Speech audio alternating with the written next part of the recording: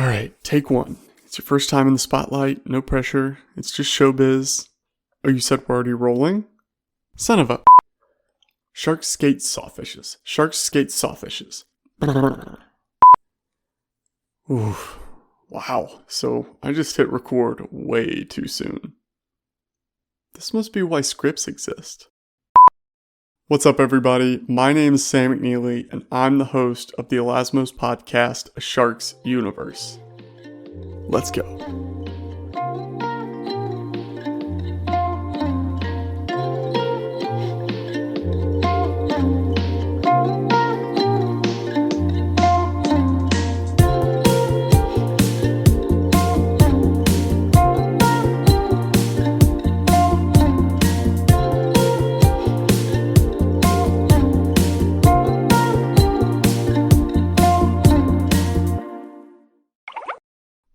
I'm so excited about this because I love and have always loved everything shark related and science communication. So this is my chance to share my passion with the world, because why not? And my passion is all things under the sea, but more specifically sharks, skates, rays, and sawfishes, all of which make up a special grouping of closely related fish called elasmobranchs. Yeah, you heard that right. Sharks and stingrays are indeed fish, but they're special because instead of having a skeleton made of bone, they have a skeleton made of cartilage. What the heck is cartilage? Take your finger and squish your nose real quick, or touch your ears. Those are body parts that we have as humans that are made of cartilage, so elasmobranchs are more flexible and more prehistoric than bony fish. And so since you're listening today, you're probably wondering what the Elasmos even means. Like, why would he pick such a stupid name for the podcast? Let me tell you why. It's because I think I'm clever. That's why. No more questions. Okay, but really, like I said, sharks, stingrays, skates, and sawfish are all part of a scientific family called elasmobranchs. And since this podcast is focused entirely on elasmobranchs, it is their world, or their cosmos. And so I did a little word mashing and created the Elasmos. Yes, I am God, but only for sharks. And the purpose of this podcast is to raise awareness for the little fellas under the sea that can't speak up for themselves. And if I'm being as cliche as possible here, I want to give a voice to the voiceless. The movie Jaws, as much as some of us might love it, it created an extreme hatred and fear of sharks, which has led to widespread overfishing that places these important animals under intense threat. And you yourself might think, good, get these things out of the water with their nasty teeth. Well, I have a couple things to say about that. First of all, it's super fun to find shark teeth and shell piles on the beach, so don't diss that. Second, sharks are incredibly important to the environment. They're the top predators in the ocean, which means they make sure other marine animal populations don't explode out of proportion and then overconsume their prey, leading to oceanic collapse. Here's an analogy. Back when Yellowstone National Park was pristine and undisturbed by humans, wolves and elk roamed the West in ecological harmony. And then as humans brought cattle into the region, wolves were then given another prey item and they moved a little too close for comfort for people. And as a result, the wolves were hunted and then eradicated from the area.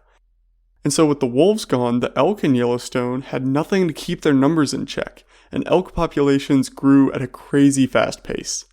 Plants and trees started to recede and die back because the elk ate them all before they could even grow, and the Yellowstone ecosystem was just simply falling apart. People thought that maybe balance could be restored to the region by reintroducing wolves. A group of wolves from the Great Lakes region was then brought to Yellowstone, and after a bit of time passed, the elk population began to decrease and the plants and trees came back.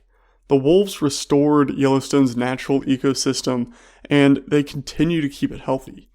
So the same principle applies to the shark. They hold the balance of our oceans in their fins, and with sharks at the helm, our oceans remain a beautiful and plentiful ecosystem full of life and diversity. So to interview myself a little bit here, what made me want to start a podcast? I've been a huge fan of the podcast Ologies with Ali Ward for a few years now. You may have heard of it. If not, go check it out. It's fantastic. And as a revolutionary science communicator, she, as my official pod dad, inspired me. So I figured, why not just go for it? I've always loved sharks because when I was like 3 to 4 years old, my dad would take me on sunrise beach walks, and we would go looking through shell piles on the beaches of South Carolina for shark teeth. Those are some of my fondest memories and are what really inspired my curiosity for sharks and honestly all things marine. It's just such a different environment than the ones us humans live in. It's almost otherworldly.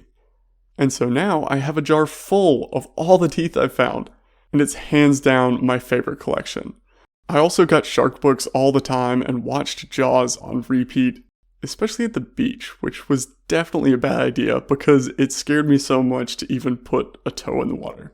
But even with that fear, I was just so fascinated with how sharks move, all their gnarly rows of teeth, and why they're so weird looking. I just finished my marine biology degree at the University of North Carolina, Wilmington, and I want to work with sharks in some fashion, but it's an extremely competitive field. So my solution? Talk about them. Chatting with shark enthusiasts and experts allows me to work with them in a really special way. And honestly, I thought I knew a lot about sharks, but after a few interviews, I quickly realized that that is not the case. So I'm here to learn, and I'm letting myself be okay with asking the stupid questions. So just remember, I'm not here to directly teach you about sharks, but rather to learn alongside you. I just want everyone to realize how amazing and valuable sharks are to support shark-first organizations, legislation, and conservation. So I want people that already love sharks and appreciate sharks to listen to this podcast, but I also want to convert people that aren't yet convinced that sharks are the greatest animals on the planet to listen. And I'll need your help in spreading the word so that we can get everybody on board the shark crazy train, loving and respecting sharks and the people that work with them, because the people are just as, if not more interesting, to be honest. And as an introvert, I really never thought I'd say that. So for a typical episode, which I plan on releasing one every Tuesday, I'll bring on a new guest and chat with them about their involvement with these great creatures. So I hope you enjoy this adventure as I learn from wonderful people literally all across the world and as I explore my own career in marine science. At the end of each episode after the credits, I'll put a little life update or fun fact about me as a bonus to listening all the way through. And because I'm doing all this on my own time, in addition to working a strenuous full-time job, I set up a Patreon so that if you're willing and able to donate, you can at patreon.com/Elasmospod. And Elasmospod is spelled ELASMOSPOD. So go check it out because I've got some extra incentives for the different donation levels. So that's patreon.com/Elasmospod.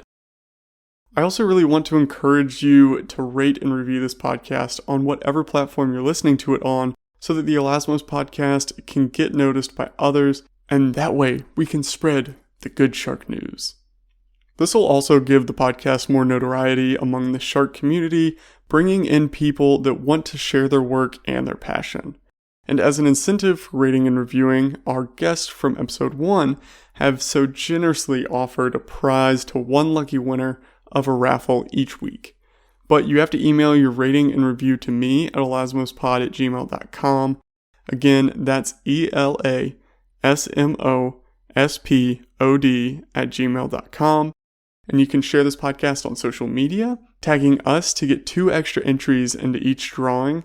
And we can be found on Twitter and Instagram at Elasmospod, and on Facebook and YouTube at the Elasmos Podcast, A Shark's Universe. Our website, elasmospod.com, was kindly created by my tech-savvy brother, Paul McNeely, and you can find all the links to everything there. I also love the theme song. It was created and performed by my talented cousin, Connor Blake, and my other talented brother, Wes McNeely. Yeah, that's right. A family of many talents. Wes McNeely can be found on Instagram at wes.mcneely1 and on YouTube at Wes McNeely. He has a few great NPR Tiny Desk concert submissions on YouTube, so go check those out. They're really good. And if you want to follow me and my sporadic life, I can be found on Instagram at smcneely4335. So I've been sitting on this idea for a year now, and I can't wait to finally showcase it. I literally can't wait. Thank you so much for listening and for helping make this dream of an idea come true. I hope you enjoy this as much as I do, and welcome to the Elasmos Podcast.